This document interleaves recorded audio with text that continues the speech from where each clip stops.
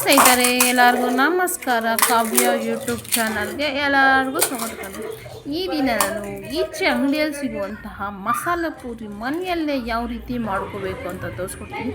ತುಂಬ ಸಿಂಪಲ್ಲಾಗಿ ರುಚಿ ಅಂತೂ ಸೂಪರಾಗಿರ್ತಕ್ಕಂಥ. ನೀವು ಒಂದು ಸತಿ ಮಾಡ್ಕೊಂಡ್ರೆ ಇದನ್ನ ಮತ್ತೆ ಮತ್ತೆ ಮಾಡ್ಕೊತೀರ, ಅಷ್ಟು ರುಚಿಯಾಗಿರುತ್ತೆ ಈ ಮಸಾಲೆ ಪೂರಿ. ಯಾಕೆ ಲೇಟ್ ಮಾಡೋದು, ಮನೆಯಲ್ಲಿ ಟ್ರೈ ಮಾಡಿ ಅದು ಹೇಗೆ ಬಂತು ಅಂತ ಕಮೆಂಟು, ಲೈಕು, ಶೇರ್ ಮಾಡಿ. ಈಗ ಯಾವ ರೀತಿ ಮಾಡ್ಕೋಬೇಕಂತ ನೋಡ್ಕೊಳ್ಳೋಣ. ಅದಕ್ಕಿಂತ ಮೊದಲು ನನ್ನ ಚಾನಲ್ನ ಫಸ್ಟ್ ಟೈಮ್ ನೋಡ್ತಾರೆ ಸಬ್ಸ್ಕ್ರೈಬ್ ಮಾಡ್ಕೊಳ್ಳಿ. ಈಗ ಬನ್ನಿ ಯಾವ ರೀತಿ ಮಾಡ್ಕೋಬೇಕು ಅಂತ ನೋಡ್ಕೊಳ್ಳೋಣ. ಈಗ ನಾನು ನೋಡಿ ಕಡಲೆಕಾಳು ಮತ್ತು ಬಟಾಣಿ, ಕಾಬೂಲ್ ಕಡಲೆ ಒಂದು ನೈಟ್ ನೆನೆಸಿಟ್ಕೊಂಡಿದ್ದೆ, ಬೆಳಗ್ಗೆ ಮಾಡ್ತಾಯಿರೋದು. ಈಗ ಚೆನ್ನಾಗಿ ನೆಂದಿದೆಯಲ್ಲ, ಒಂದು ಕುಕ್ಕರ್ ತೊಗೊಂಡು ನಾವೊಂದೆರಡು ಆಲೂಗಡ್ಡೆ ಮತ್ತು ಬಟಾಣಿ ಅವೆಲ್ಲ ನೆನೆಸಿಟ್ಕೊಂಡಿರೋದನ್ನೆಲ್ಲ ಉಪ್ಪು ಸೇರಿಸ್ಕೊಂಡು, ನಮಗೆ ನೀರು ಬೇಳೆ ಎಷ್ಟು ಮುಳುಗೋಷ್ಟು ನೀರು ಸೇರಿಸ್ಕೊಂಡು ಒಂದು 2 ವಿಸಿಲ್ ಬಿಟ್ಕೊಳ್ಳೋಣ. ನಮಗೆ ಬಟಾಣಿ ಅನ್ನೋದು ಸಾಫ್ಟಾಗಿ ಬೇಯಬೇಕು. ಈಗ ಮಸಾಲೆ ರೆಡಿ ಮಾಡ್ಕೊಂಡು ಬನ್ನಿ.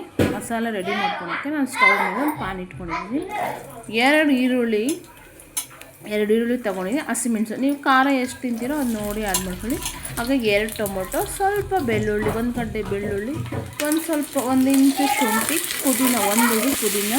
ಈಗ ಇನ್ನೂ ಚೆನ್ನಾಗಿ ಫ್ರೈ ಮಾಡ್ಕೊಳ್ಳೋಣ. ಈ ಥರ ಫ್ರೈ ಮಾಡಿ ಸೂಪರಾಗಿರುತ್ತೆ. ಹಾಗೆ ಚಕ್ಕೆ, ಲವಂಗ ಸೇರಿಸ್ಕೊಳ್ಳಿ. ಈಗ ನಾನು ಇದನ್ನ ಫ್ರೈ ಮಾಡಿರೋ ಮಸಾಲೆನ ಒಂದು ಮಿಕ್ಸಿ ಬೌಲ್ ಸೇರಿಸ್ಕೊಂಡು ಈಗ ತಣ್ಣಗಾಗಲಿದ್ದು ಸ್ವಲ್ಪ ಹೊತ್ತು ಅಷ್ಟರಲ್ಲಿ ನಾವು ಪೂರಿ ರೆಡಿ ಮಾಡ್ಕೊಳ್ಳೋಣ. ಪೂರಿ ರೆಡಿ ಮಾಡ್ಕೊಳೋಕ್ಕೆ ಸ್ಟವ್ ಮೇಲೆ ನಾನು ಬಾಣಲೆ ಇಟ್ಟು ಎಣ್ಣೆ ಕಾಯಕ್ಕೆ ಇಟ್ಕೊಂಡಿದ್ದೀನಿ. ನಿಮಗೆ ಈ ಥರ ರೆಡಿಮೇಡ್ ಪಾನಿಪೂರಿ ನೀವು ಸಿಗುತ್ತೆ, ಇಲ್ಲಾಂದರೆ ನೀವು ಪ್ಯಾಕೆಟ್ ತಂದು ಈ ಥರ ಮನೆಯಲ್ಲೇ ಮಾಡಿಕೊಂಡ್ರೂ ಆಗುತ್ತೆ. ಈಗ ನಾನು ಪ್ಯಾಕೆಟ್ ತಂದು ಮನೆಯಲ್ಲೇ ಪೂರಿನ ಬೇಯಿಸ್ಕೊತಾ ಇದ್ದೀನಿ. ನೋಡಿ ಪೂರಿ ರೆಡಿಯಾಗಿದೆ. ಈಗ ಇದನ್ನ ಸೈಡ್ ಇಟ್ಕೊಳ್ಳೋಣ.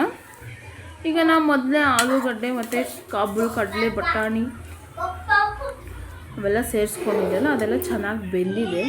ಈಗ ನಾವು ಸ್ವಲ್ಪ ಮೊದಲು ಮಸಾಲೆ ಗ್ರೈಂಡ್ ಮಾಡ್ಕೊಂಡು ಸ್ವಲ್ಪ ನಾವು ಬೇಯಿಸ್ಕೊಂಡು ಕಾಳು ಸೇರಿಸ್ಕೊಳ್ಳೋಣ.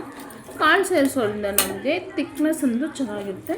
ಹಾಗೆ ಸಿಪ್ಪೆ ಎಲ್ಲ ಆಲೂಗಡ್ಡೆ ಸಿಪ್ಪೆ ತೆಗೆದು ಚೆನ್ನಾಗಿ ಮ್ಯಾಶ್ ಮಾಡ್ಕೊಳ್ಳಿ.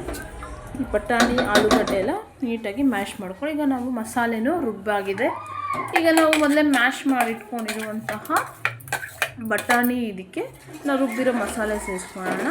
ಚೆನ್ನಾಗಿ ಮಿಕ್ಸ್ ಮಾಡ್ಕೊಳ್ಳಿ. ಈಗ 1 ಸ್ಪೂನ್ ಆಗೋಷ್ಟು ಗರಂ ಮಸಾಲ, ಖಾರ ನೀವು ಎಷ್ಟು ತಿಂತೀರೋ ಅಷ್ಟು ಚಿಲ್ಲಿ ಪೌಡರ್ ಸೇರಿಸ್ಕೊಳ್ಳಿ, ಚಿಟಿಕೆ ಅರಿಶಿನ ಪೌಡರ್ ಸೇರಿಸ್ಕೊಂಡು ಚೆನ್ನಾಗಿ ಮಿಕ್ಸ್ ಮಾಡ್ಕೊಂಡು, ಹಾಗೆ ರುಚಿಗೆ ತಕ್ಕಷ್ಟು ಉಪ್ಪು.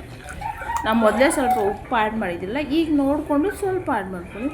ಈಗ ನಾವು ಒಂದು 10 ನಿಮಿಷ ಕುದಿಬೇಕಿದ್ದು ಈ ಮಸಾಲೆ ಅನ್ನೋದು. ಈಗ ನಾನು 1 ನಿಂಬೆಹಣ್ಣು ರಸ ಸೇರಿಸ್ಕೊತಾ ಇದ್ದೀನಿ. ನಿಂಬೆಹಣ್ಣು ರಸ ಮೇನ್ ಇಂಗ್ರೀಡಿಯೆಂಟ್ಸ್ ಅದು.